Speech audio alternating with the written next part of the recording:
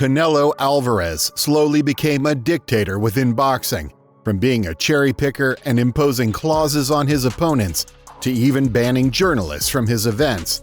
Canelo seems not to be satisfied with anything that does not happen as he wishes.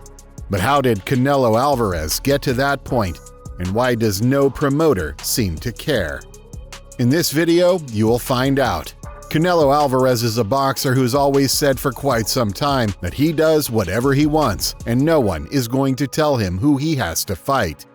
The position I can ask into, and I can do whatever I want, and we'll see what happens. That clearly shows that Canelo is a cherry picker, although that is something that anyone who is a boxing fan should know. Canelo for years and years has been avoiding the truly dangerous opponents and choosing fights that he knows he can win without much trouble.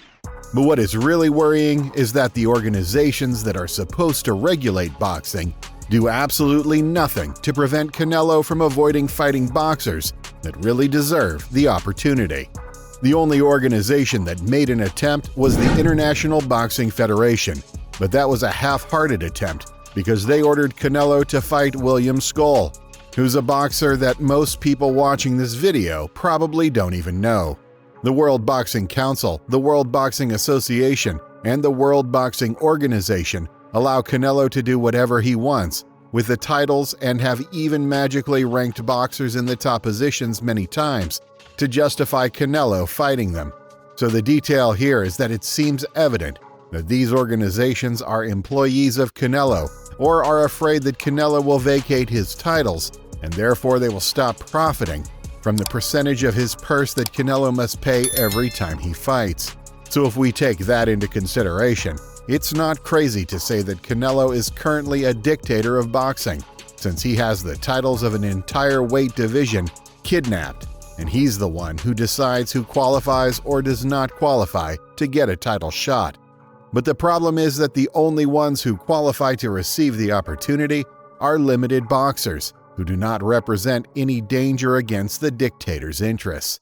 Canelo Alvarez has also been denying some journalists access to the live broadcasts of Canelo's last two fights. David Faitelson and Ricardo Celis were banned from Canelo's last fights, even though they are both journalists who belong to platforms that obtained credentials to cover the entire fight week of Canelo's fights against Jaime Munguia and against Edgar Berlanga.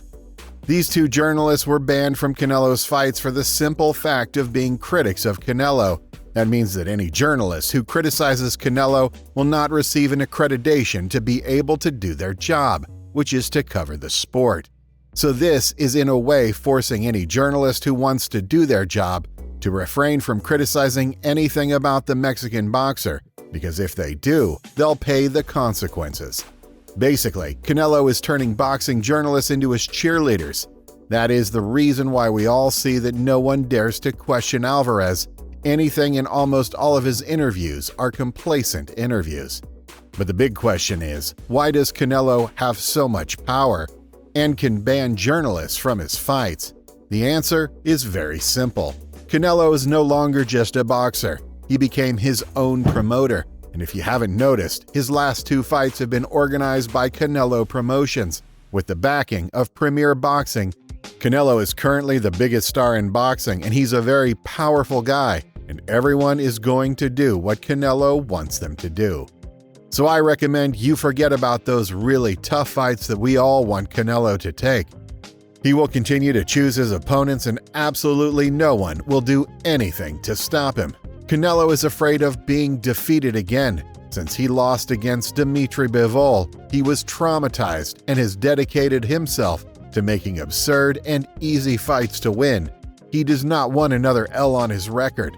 That's also the reason why he never wanted to exercise the mandatory rematch clause against Dmitry Bivol, even when he made 1,000 excuses to justify that defeat and said that he was going to avenge that defeat. The fight, we know what we need for that fight, right?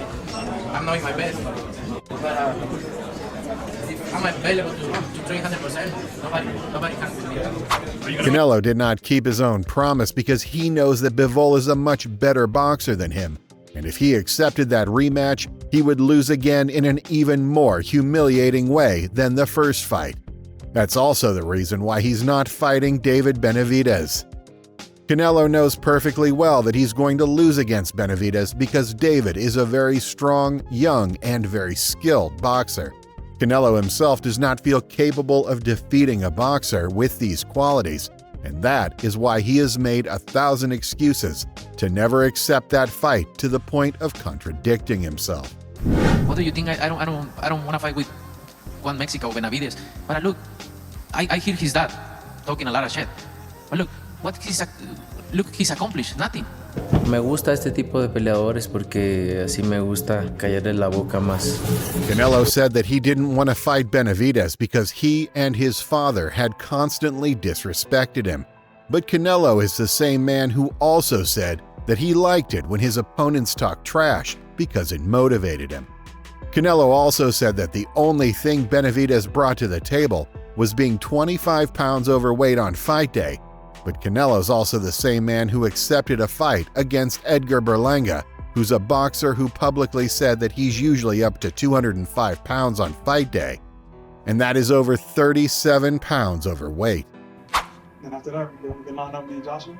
You want to move up to heavyweight already? I go in like 205 solid. 205 might still be a little bit small. It's too small.